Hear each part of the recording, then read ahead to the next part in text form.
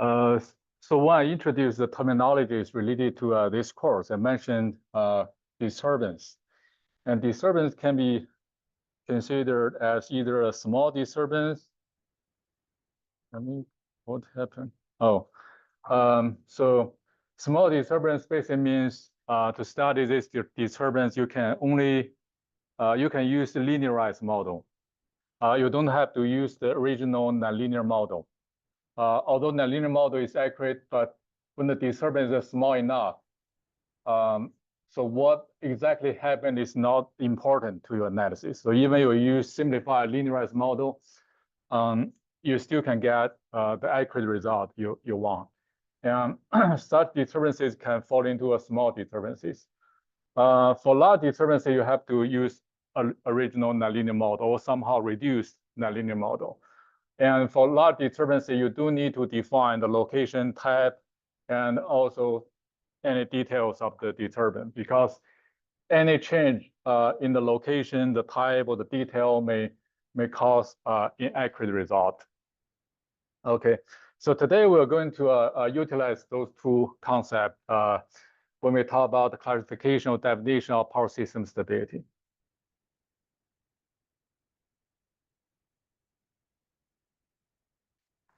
Let's talk about power system stability. Power system is a nonlinear dynamical system.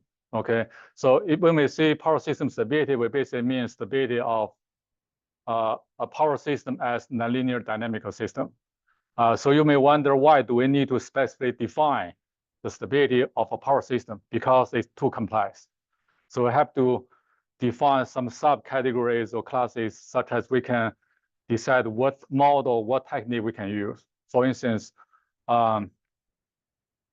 we can classify the disturbances into small and large. So for small, we can use linearized, simpler model. For large, we can use more complex model. But definitely, if you have very strong computational power, you can definitely use the same model, the most accurate model, but it can be very slow, very time consuming. Okay. Let's assume this is the model of very accurate model of a power system. So as dynamical system, it has a lot of state variables. So state variable means which differentiable. So if you can calculate derivative and put on the left-hand side, that can be considered as state variable. For some variable, they're not differentiable. They cannot be the state variable. Okay.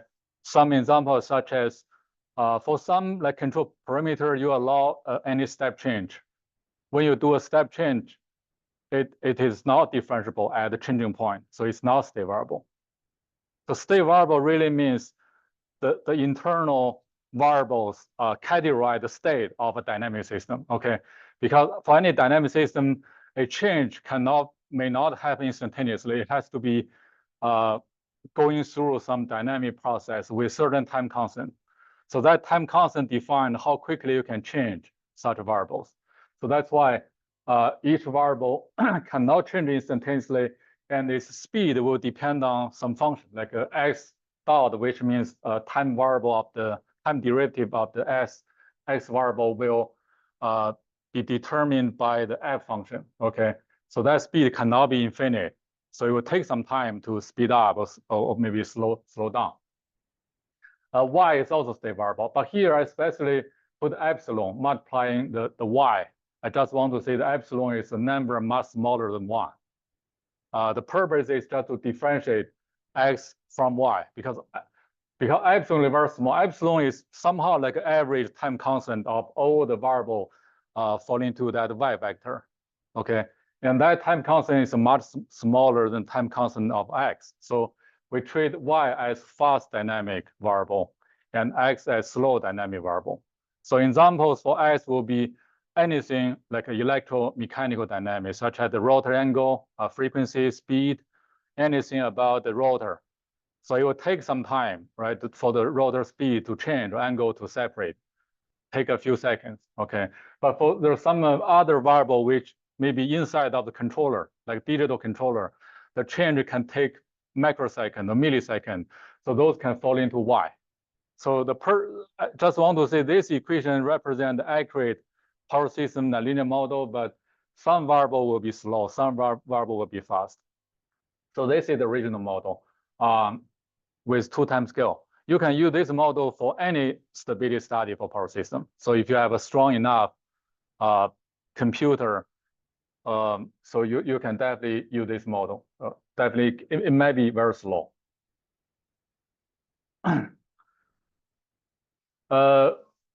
So if we only focus on the slower dynamic, which means the electromechanical dynamics, anything involving the rotors of generator or any like dynamics of generator, it takes maybe several seconds or maybe a fraction of seconds to change.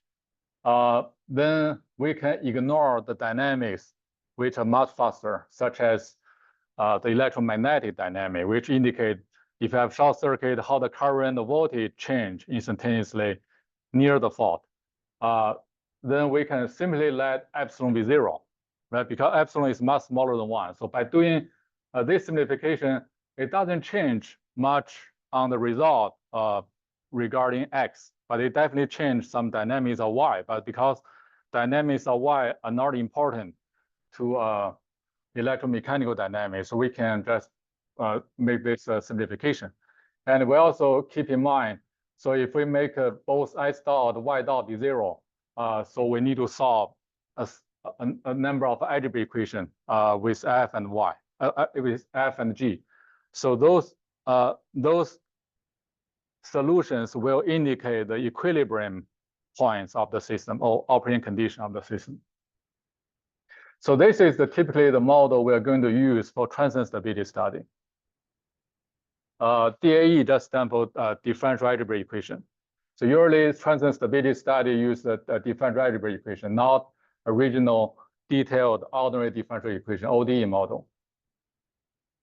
By using this DAE model, we can find the Lyapunov function for direct stability analysis, or we can do simulation. We can integrate this model starting from any initial state or some disturbance, so we can calculate the response of the system. And we can even identify a domain of attraction, which means once the state go inside of the domain, it will never exit without further disturbance. So system will be stable. Okay, so those are some issues, the transient stability problem concern.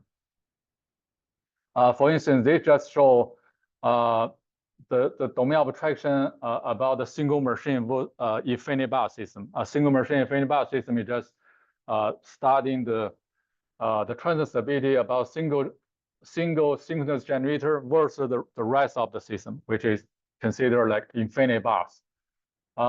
So the system has a 2 equilibrium point, green one and red one. The green is a stable equilibrium point. Surrounding the green point, there's a like spiral, just indicate the trajectory.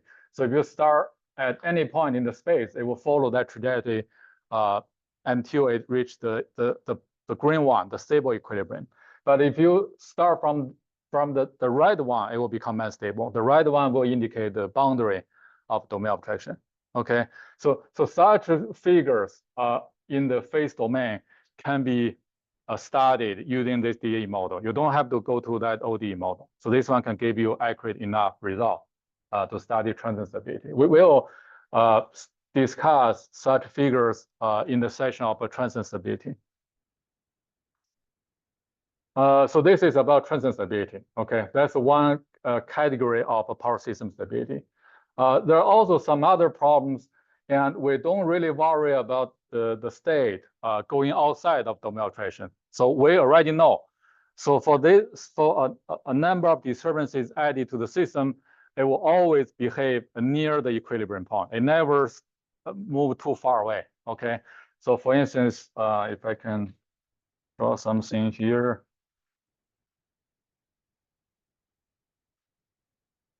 So if we know for some disturbances which are small enough, and the system dynamic will stay inside a very small neighborhood of the stable equilibrium. Okay, so then we don't have to use that complex model. We can maybe simplify the model. One thing you can do is instead of studying the X and Y as the state variable or the non-state variable, we can study delta S and delta Y relative to the equilibrium point.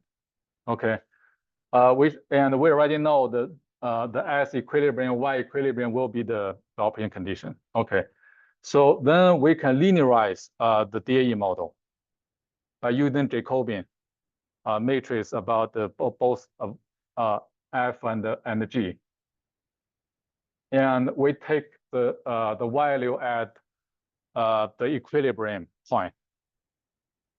Then each partial derivative here will become just a constant matrix or constant number. The nice thing we can do is using the second equation, which is a linear equation, we can solve Y. By solving Y, we can plug in the solution into the first equation of Y. Then we get rid of Y. So we can easily get this linear model only about X. So here it's only, there's no Y. Y have been eliminated, but definitely Y will be will influence A. A is basically the final the Jacobian matrix of the system, only about the state variable. And this is a linear system describing how the state variable change around the equilibrium point. For this system, we can utilize some linear system technique to study stability. So one thing we can do is you can find all the eigenvalues, right? So if all the eigenvalues on the left-hand side of the complex plane, on the left-hand side of the imaginary axis, the system will be stable. But if there's any eigenvalue on the imaginary axis or on the right-hand side imaginary axis, the system will be marginally unstable or unstable. Okay. So that is a model utilized by small signal stability analysis or small disturbance analysis.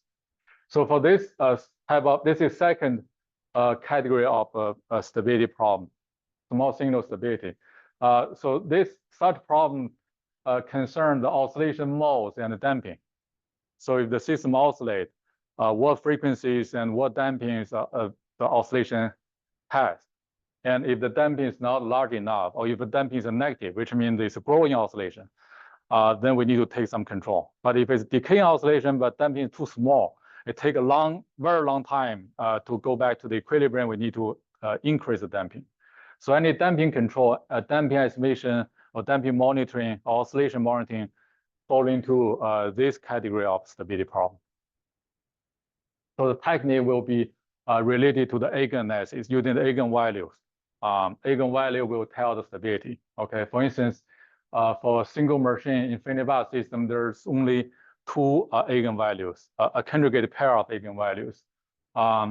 If it's both on the left-hand side, which means it has positive damping, it will decay even it's oscillating. And you can read about the frequency and damping ratio from the eigenvalues. If it's more complex system, there will be many eigenvalues. Okay, so each eigenvalue will have eigenvector. Eigenvector indicate how each variable participate or behave or contribute to this mode, to this frequency. That will bring some concepts such as mode shape, mode composition, and participation factor. But we'll cover all those indices in the small signal stability session. There are another stability problem. I don't worry about oscillation. Maybe the system doesn't oscillate at all, or even if it's oscillated, the damping is very large, it will quickly decay, maybe after one swing. Okay, but for such system, the equilibrium point can move all the time.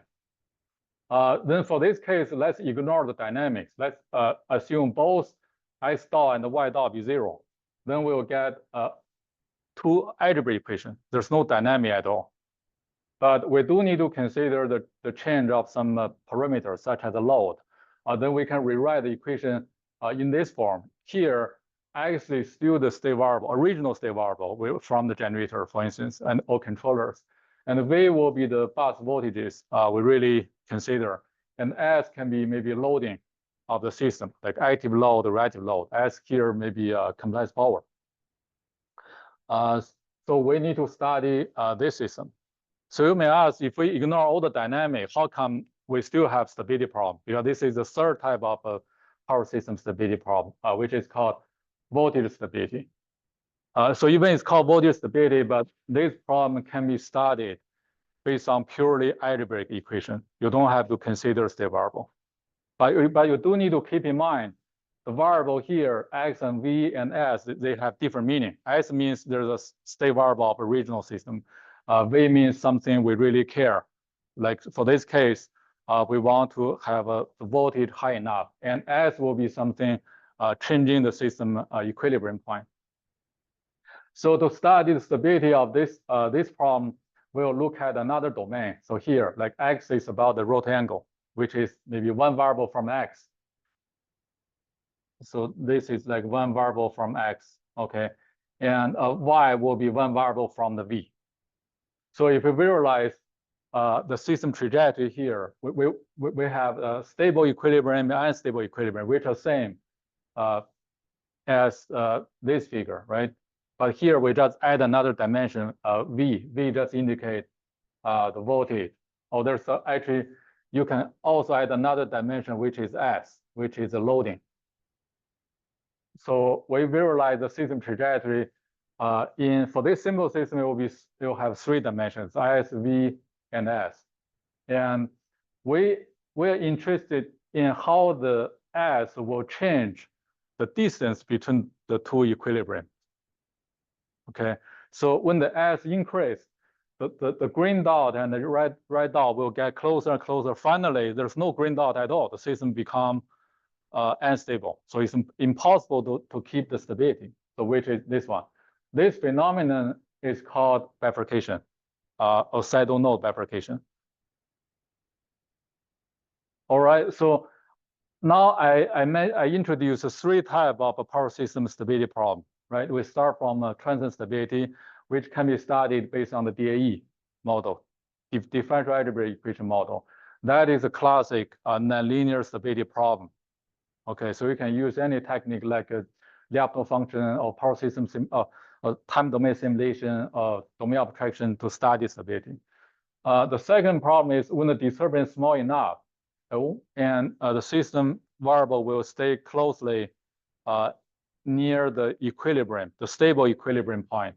We only use a linearized model, study the deviation from the equilibrium. That will be the problem about small signal stability. Okay, we can use eigenanalysis to find eigenvalue, eigenvector to study stability or control the system.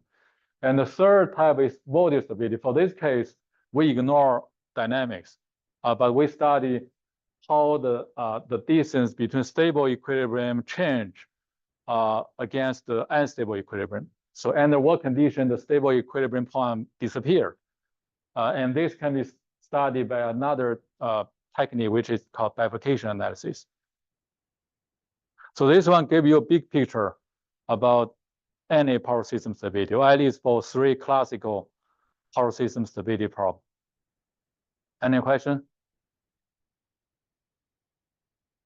Okay, so I'm not sure every one of you will select the power system stability as your dissertation, but if you study involve any stability analysis, make sure you use the right model and the right technique. Okay.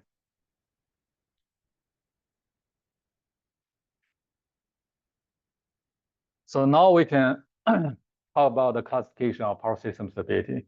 So I need to emphasize this sentence. The power system stability is essentially a single nonlinear system stability problem. The reason for us to define different categories and select some technique or simplified model because it's too complex. But if you work on small system, like if you work on microgrid, which only just have maybe a few generator, don't limit your method by the classification here, right? Here is merely just help you to simplify the stability problem for a large, very large scale power grid. So if your system is not large enough, just use the most accurate model and whatever technique you can use. So treating the power system stability as a single problem will be ideal, but in practice, due to the limited the computational power or the resources, we may have to narrow down the reasoning and also to simplify the model to make analysis easier.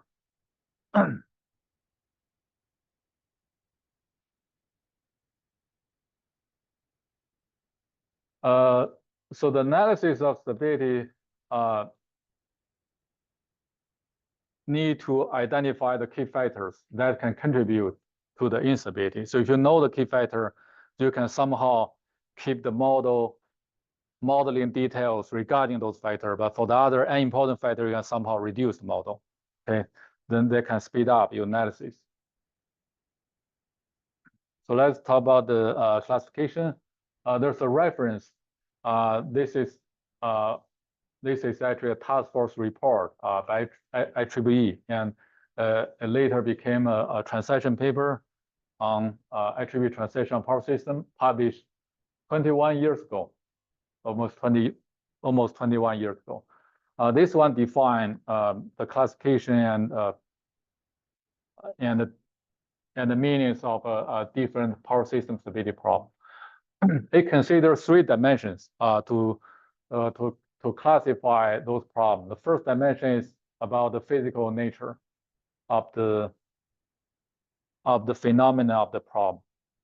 Like if you first observe, or maybe the phenomena mainly reflected on the rotor angle, frequency, or voltage, you can simply call it like rotor angle stability, or frequency stability, or voltage stability, based on the physical the physical nature of the problem. The second dimension can be based on the size of disturbance, as we mentioned. It can be small, large. So difference between small and large is really depending on whether the linearized model can meet all your requirements of analysis. Okay, so if you can use the linear model to do the study and compare the result against the result from the regional model, they're basically the same. Or even they have some difference, but different not important at all for you to design the controller. Then this problem is falling into a small disturbance problem, not a large disturbance problem. The third dimension is about the devices, the process, and also the time span. Because there's some stability problem, if it happen, usually take a long time to finish. But some stability problem can happen in quickly, in a few seconds. So based on the range of time period, we can categorize the problem into transient or short-term problem. By transient, usually we mean within 10 seconds. Okay, the major phenomena can be observed within the first 10 seconds after the disturbance. For midterm problem, which means take 10 seconds or several minutes to evolve and finally cause maybe big problem. Like for instance, like voltage stability. Voltage stability involves the change of the load, because load takes some time to change. To make the stable and unstable equilibrium point to be closer, finally merge. That does take some time for some systems. So usually that can fall into the midterm problem. But it doesn't mean the voltage stability has to be midterm. It can be short term. If you have something switch, that can make the stable and unstable equilibrium point merge quickly, like just in 1 second. So let's still go back to the transient. This just give you a third dimension to clarify those problems. And the last one will be long term. There's some other problem that take even maybe several minutes or tens of minutes to finish. Okay, so we mentioned in the first dimension, there's the angle, frequency, voltage. Second dimension, we have the small and large. And third, we have a short term, mid-term, and long term. So which means for all the combinations, all the possibility, we will have a 3 times 2 times 3.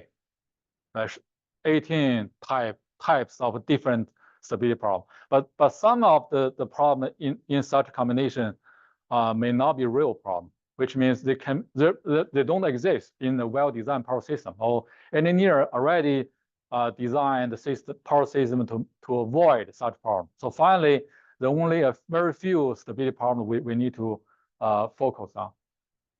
So let's show. If we start from power system stability, by first dimension, we have a rotor angle stability, frequency stability, and voltage stability. Those three large categories. And by disturbance size, we have a small disturbance angle stability, large disturbance angle stability, basically means transient stability.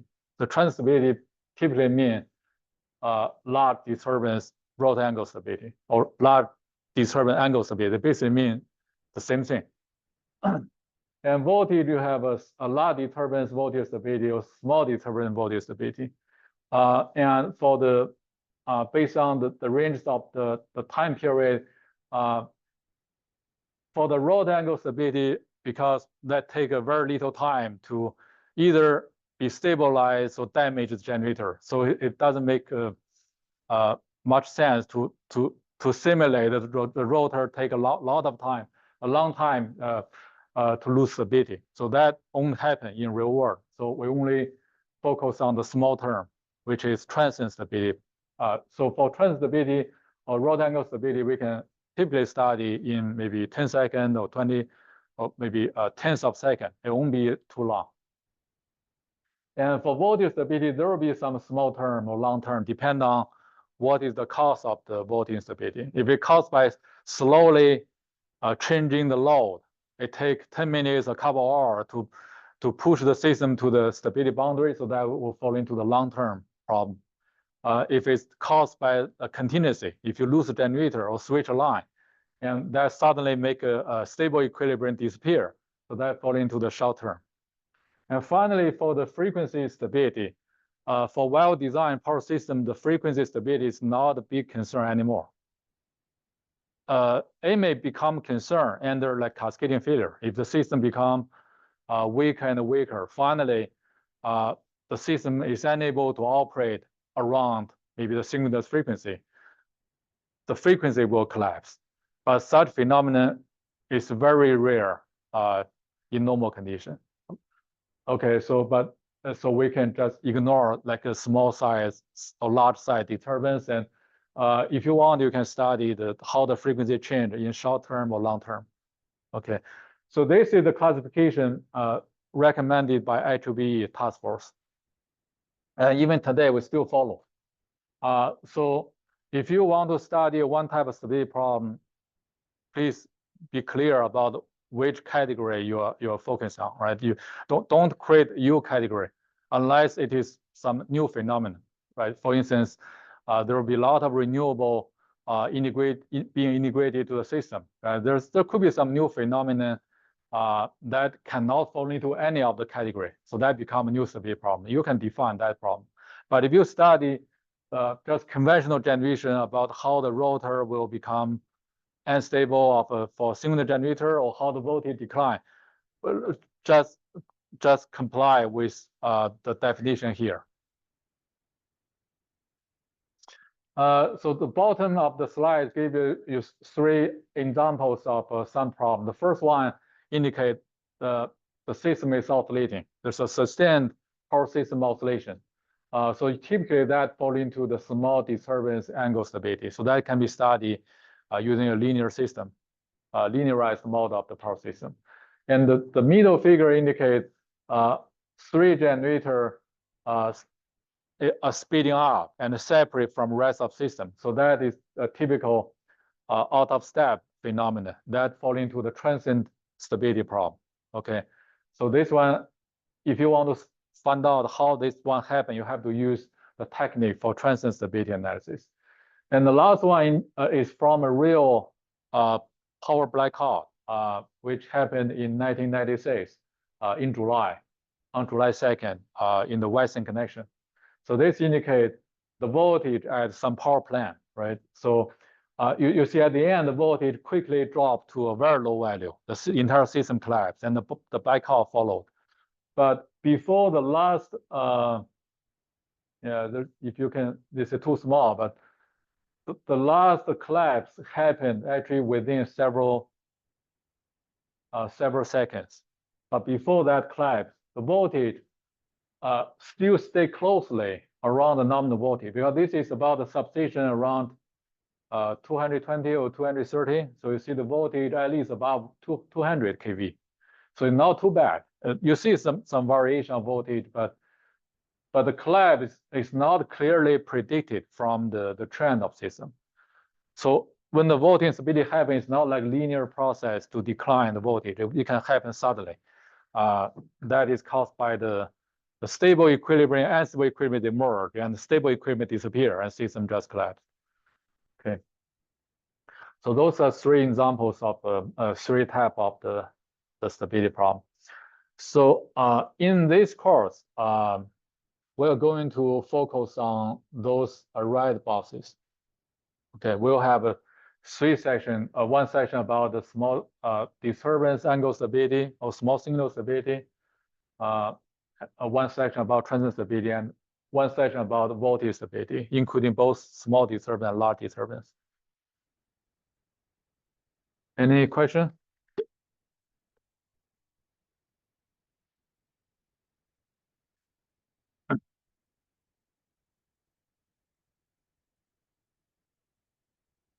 This slide just give you some idea on how the frequency can change. And we use the live figure before. We just indicate for any disturbance, the frequency of a generator or frequency of system will experience three stages. The first stage is like at point A, at the disturbance, the time instant of the disturbance, because the generator has governor to regulate the speed, but the governor is not like ready to regulate frequency anytime. Usually there's some dead band. Dead band means if the frequency vary too small, I don't have to use governor, because if governor takes some control, it will adjust the valve opening of the turbine. That will influence the power of input to the generator. So I don't have to make the turbine or valve control be too sensitive. So I set up this governor. Usually governor dead band will have about 30 milliseconds. You see it will react at 59.79 hertz. So for this case, that is a 30 millihertz dead band. Okay, within that dead band, and the frequency will drop following this slope. The slope is mainly depend on the total inertia of the system. So if the system inertia is large, and this slope will be small, but if the inertia is too small, the frequency can drop very fast.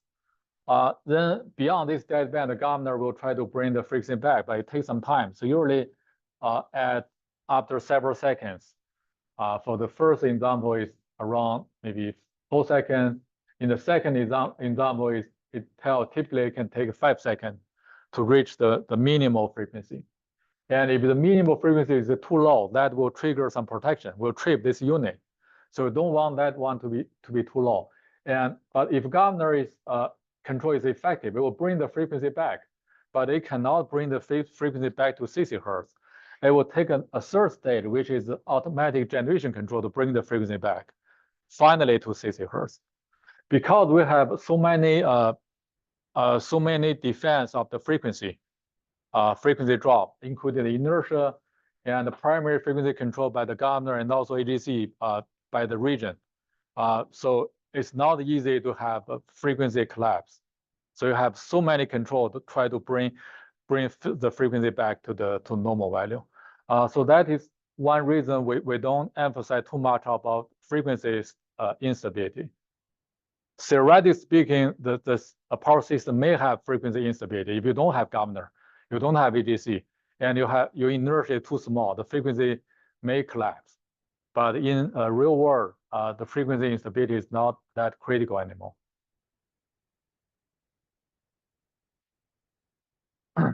Okay, so next few slides, we just quickly go through each category of stability problem. The first one is the rotor angle stability.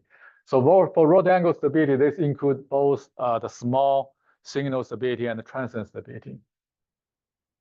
For this terminology, it's okay, you call it rotor angle stability or angle stability or angular stability, I think anyone will be fine. Anybody understand? You are talking about generator, the stability of generators. If a power system can have all the synchronous machines operating in synchronism, which means their frequency are very close, their angles don't separate too much. Usually it will satisfy the rod angle stability. But after disturbance, the system may lose the stability. If it's a large disturbance, system may just go outside of domain of traction, and some generator will fly away, become out of step. If it's small disturbance, that may cause a generator oscillating all the time, right? It takes a long time to be damped. So that will cause some small signal stability problem. So the phenomenon of instability is typically the increasing rotor angle swings of some generator leading their loss of synchronism with others. Like for instance, for this power system, this is part of the NPCC, the Northeast Power Coordinating Council system. It may have several regions, and the generator tend to become coherent group within each region. Okay, and if you have disturbance that can speed up maybe one region of generator and to become out of step against the rest of the system, or if you may have a single generator flying away. So those all called out of step problem, or they're all transient instability. So for the research paper talking about the rotor angle stability, some paper might use this term like dynamic stability. Dynamic stability, this term is not wrong. It came from the control theory from any other like field about power system, not power system, about nonlinear dynamics or linear dynamics. The dynamics, the first word dynamic just try to emphasize this is about dynamical system. But this term is not very accurate for power system because we already defined different categories of problem, right? So we need to avoid using this terminology in research paper. If you find those maybe all the literatures that utilize like dynamic stability, if it's published on like North American journals, usually it means small signal stability. But if it published on some European journal, it typically means transient stability. So which means it can cause some confusion. So both Sigrid and HB don't recommend using this terminology anymore. Okay, so if you study general nonlinear dynamic system is fine. You can call it dynamic stability or dynamic instability. But for power system, just use the terminologies we define. Okay, or just go to that task force paper about classification.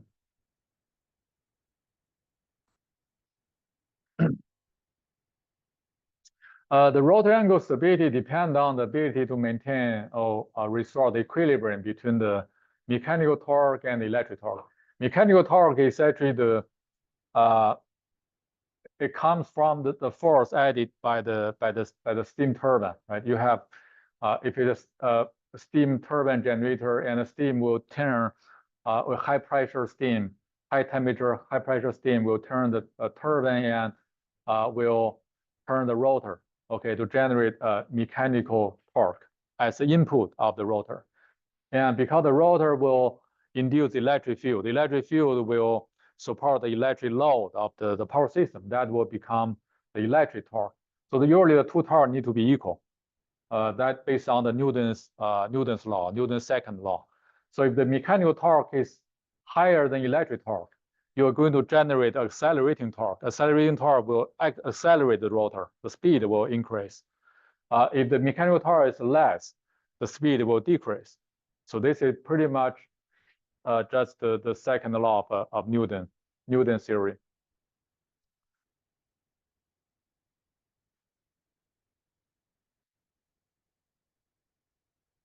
Okay, so for a simple power system,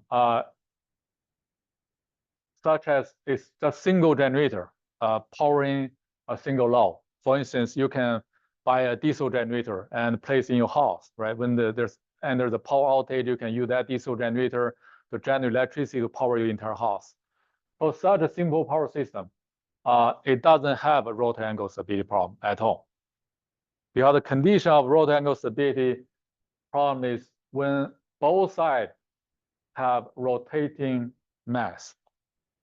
So one side could be generator, the other could be motor.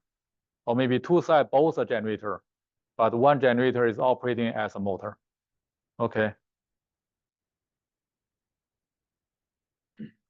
So the rotor angle stability only become concern for such systems. So typically we only study any power system with at least two generators, or at least two synchronous machines. Maybe one is generator, the other is a load, or maybe both a generator together powering some load. But those two generators need to stay closely at maybe around the synchronous frequency. Because only when you have two generators, accelerating any single generator can become a concern, right? If you only have a single generator, you can accelerate this one or decelerate this generator. It doesn't matter at all. It still generates electricity. The thing about if you have a diesel generator powering your entire house, you can, maybe the diesel generator has been advanced enough, you can program the diesel generator to generate 60 hertz electricity. That 60 hertz electricity is purely because all your appliance is designed for 60 hertz. But if it's also okay to operate at 50 hertz or maybe 70 hertz or whatever, it's actually the frequency doesn't really matter. You can program that diesel generator from 60 to 50 or whatever number, as long as it doesn't damage your appliance. Okay, so which means if there's any imbalance between the mechanical torque of your diesel generator and the electric torque, which is the load of your house, the generator will speed up or maybe slow down. The frequency will change, but it doesn't lose stability as long as all your load, all your device can still be powered. There's no like out of step, right? Because there's only just one generator. There's no second generator. This is the first case. So even the first case, you still have single generator, but that one doesn't, it's not synchronized with anyone. It just operates on its own. So the frequency can change, but we don't have many concerns about the rotor angle stability for such system. It's just too simple.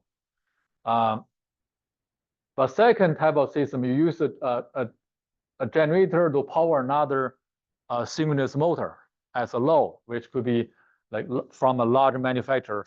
Then the synchronization will be important. For such system, even you only have a single generator connected to a single load as a motor, you still have a rotor angle stability. But the rotor angle stability here will be about the separation between the angles of this generator and motor. So if that angle can stay within very within certain limit, so the system is stable. If it's keep increasing and maybe generator flying away, or maybe the rotor just slow down, the motor slow down, then the system may become unstable.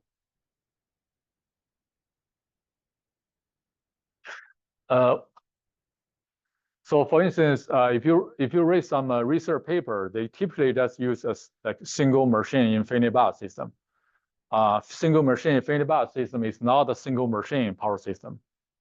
Okay, that single machine is the first generator, but the infinity bus is another generator. Okay, it's just the equivalent of another generator. And but there's someone when they use single machine infinity bus system, they usually just omit the infinity bus, those two words, just call it a single machine system. It's wrong. I strongly suggest everyone not using not say single machine system. There's no such single machine power system. Okay, if you mean the first one, you use a generator to just power a resistive load. Okay, to start stability, you need to have at least two machines, two synchronous machines. Voltage stability refer to the ability our power system to maintain the steady voltage at all buses, especially after some disturbance. Okay. It can be studied by this curve, which we call the PV curve. X is the power transferred to the load through the network, and Y is the voltage at the load. Okay, so when the power is small, the voltage can be high, but when power increase, the voltage will decline following this curve, and then it can reach to this knee point or nose point or critical point. And beyond that one, the voltage quickly decline. This is exactly what happened in that 1996 blackout. We can use such a tool, PV curve, to study the voltage stability problem. There's another term which is voltage collapse. Voltage collapse typically just consider same as voltage instability, but the collapse just emphasize the phenomena. So before the collapse happened, the voltage seemed to be normal, close to normal, but suddenly the voltage become abnormal and voltage become very low. That's why we call it a collapse. So this is the typical phenomenon of a voltage collapse. And before the collapse, and the voltage stay close to the nominal value, but the collapse can happen quickly. So that is really because of the system past the critical point. The critical point is where the stable equilibrium and the unstable equilibrium merge. Okay. Because if you draw a vertical line, because x-axis is about the power, so if you draw a vertical line which indicates the load level, so if right now the loading level is around 2000, that will be this vertical line. The vertical line will intersect with the PV curve by 2 points. So it's a top point and lower point. The top point will be the stable equilibrium, and the bottom one will be the unstable equilibrium. So when the load increase, right? So finally, when this line becomes tangent to the PV curve, the 2 points will merge, and there's no stable equilibrium anymore. So that's how the voltage collapse happened. Yeah, this just quickly give you an introduction about this problem, but we have the whole section to discuss this problem. A very important question will be how to differentiate the rotor angle stability from voltage stability. Okay, so here I gave you 2 typical examples which are typical examples to study the 2 problems respectively. The first one is a small generator connected to a large system. So this is basically just single machine infinity bus system. The large power system can be modeled by infinity bus, and a single machine will be that small generator. So when the generator has a long path to connect to the large power system, and if anything, if there's anything happening on the path, that will reduce the power from the generator to the system. Okay, so the generator will speed up. So if you have short circuit on the path, and your turbine still send the mechanical torque or mechanical power to the rotor, but the electric power cannot be delivered along the path, then the rotor will speed up. So that's a typical rotor angle instability. A second figure is a typical case for voltage instability. So you have a large system connected to a load area. And for this load area, it doesn't have enough voltage controller. It only just have load. Okay, it may have some load controller, but it will not active load controller, power voltage controller. So we'll discuss what active voltage controller mean, okay, later in that session.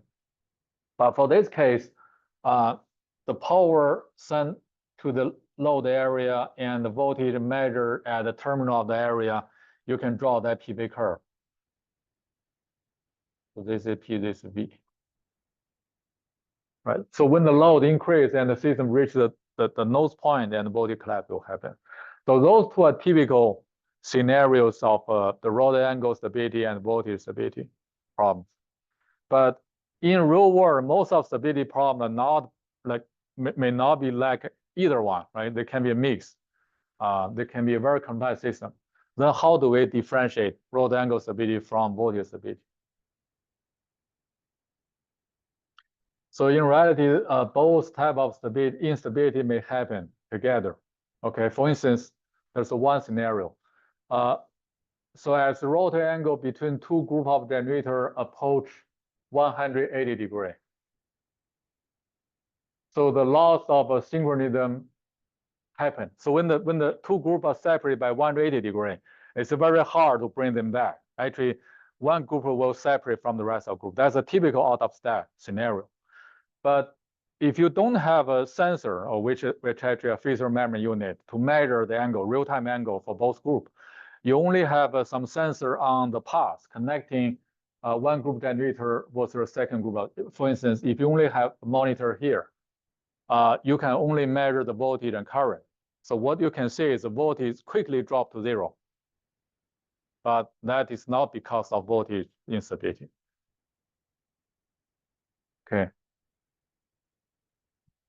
This is actually the principle of out-of-step protection. Out-of-step protection is not out-of-step protection has been there for a long time before you have a GPS synchronized like a single phaser to measure the angle. They basically just measure the voltage at a middle point of a transmission path. So if that voltage drop to 0 and it can largely oscillate between 0 and maybe a high value, that is a typical out-of-step phenomenon. Okay. So this may be a tricky scenario. You may misclassify the problem as a voltage instability, but actually it's caused by the separation of angle. The second phenomenon is such as the outages caused by voltage collapse or from the operating conditions that violate the generator field current limit that can cause a loss of a synchronism of some generator. So what they mean is, for the second case, if you have a small generator, if the system reaches the nose point to cause voltage collapse, very likely that small generator will become transient unstable. Okay, that generator will lose stability.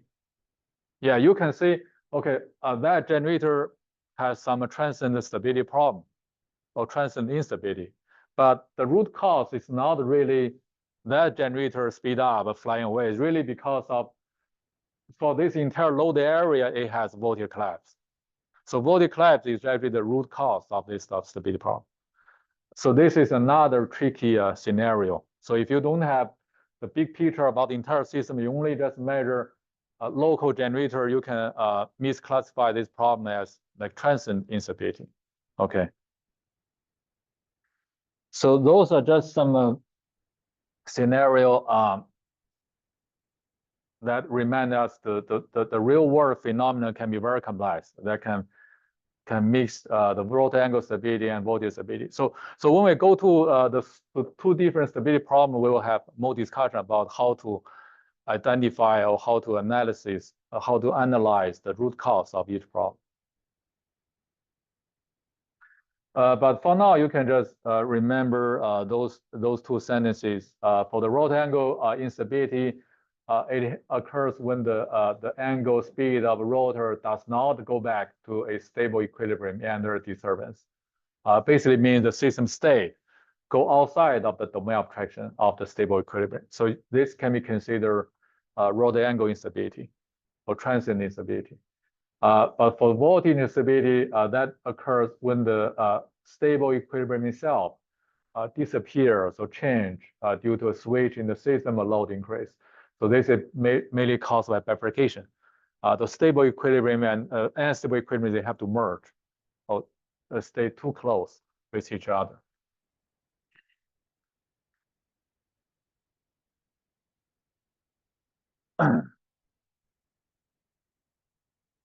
Okay, any question? All right, so in 2020, so IEEE developed another report, just make some revision or modification of that old classification paper. So that one, the first one was published back to 2004, and 16 years later, they they somehow just add more category to the classification. So there are a number of concerns. Because the future system has a lot of renewable integrated to the system. And the renewables, usually they don't have inertia. They either have no inertia or their inertia don't have a lot to support the system frequency. For instance, if you have like a type 4 wind turbine generator, okay? So even the wind turbine has inertia, but the power it delivers through the power electronics. Then the inertia doesn't help to support the frequency, or the turbine generator, the rotor doesn't operate at the signal speed. And for the solar farm, it doesn't have inertia. Okay. And also another concern is like when the coal-fired power plant retire and there's some smaller gas turbine generator will be installed to take their place. So the trend of the system will have a decreasing inertia for the entire power grid.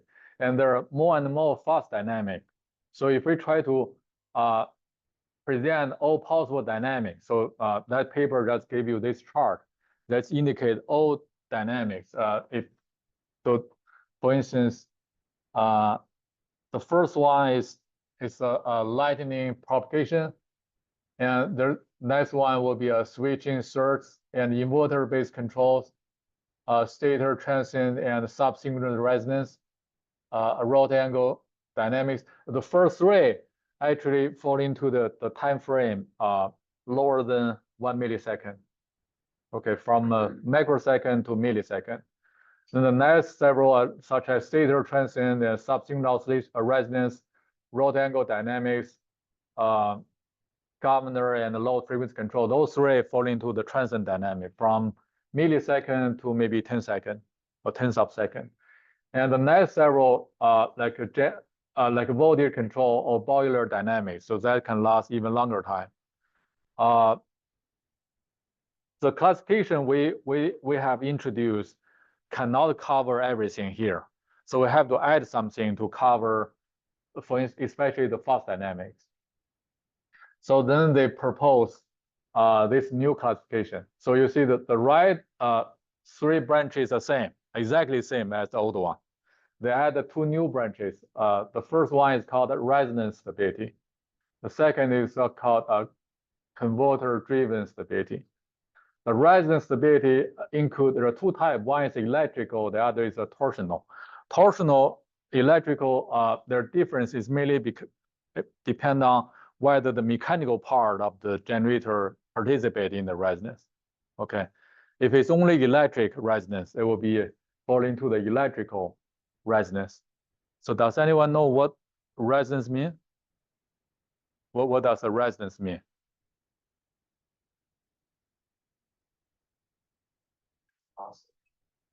But why do we not call them oscillation? We call them resonance. So what is the simplest example you can think of about resonance?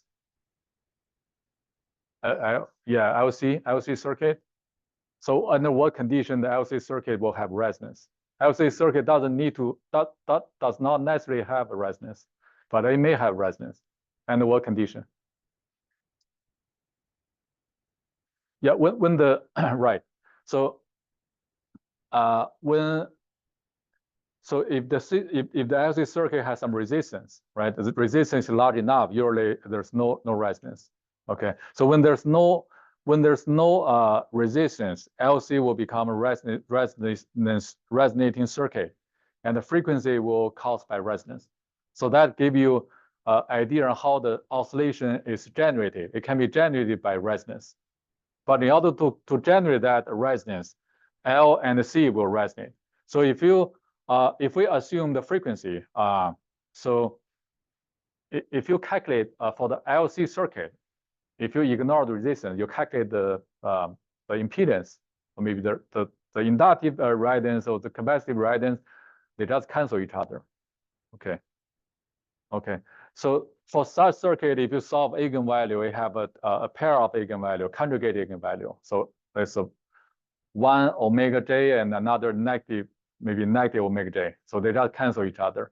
So which means for any resonating system, you need to have two eigenvalues, they just cancel each other, right? That's a simplest resonance. That's maybe called zeroth order resonance or maybe one order one resonance. But for more complex circuit, you may have one eigenvalue, a second eigenvalue, and third eigenvalue, they just added together. Like for instance, lambda 1 plus lambda 2 equals lambda 3, which means lambda 1 plus lambda 2 will add energy to the third one.